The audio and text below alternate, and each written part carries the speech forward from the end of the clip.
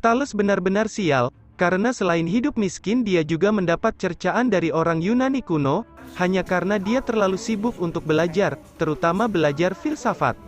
Bukan bapak filsafat namanya, apabila Thales hanya bersedih dan frustasi saat mengalami masalah seperti ini.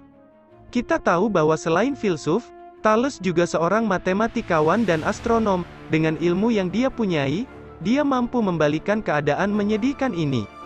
Thales kemudian menyimpulkan dari pengetahuannya tentang bintang-bintang, bahwa akan ada panen zaitun yang melimpah. Sementara itu di kota Miletus, masih mengalami musim dingin, dan dia punya sedikit uang untuk dibelanjakan beberapa mesin pengolah minyak zaitun.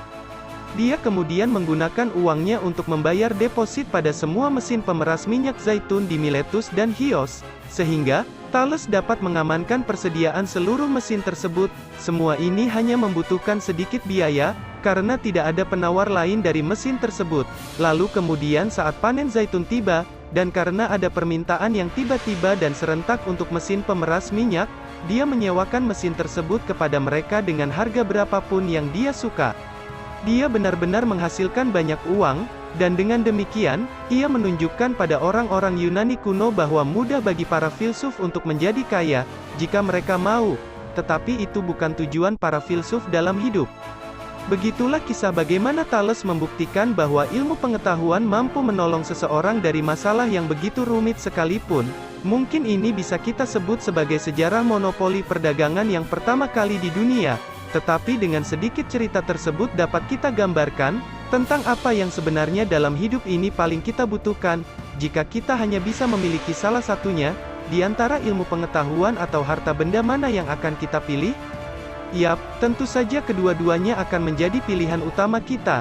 Tetapi, hanya akan ada sedikit orang yang mampu memaksimalkan ilmu pengetahuan yang mereka miliki. Kita sudah banyak melihat, bagaimana teman kelas kita yang selalu mendapatkan ranking kelas, namun memiliki nasib yang begitu tragis ketika sudah berhadapan dengan kehidupan sosial. Sangat sedikit orang yang bisa berpikir dan bertindak seperti Thales.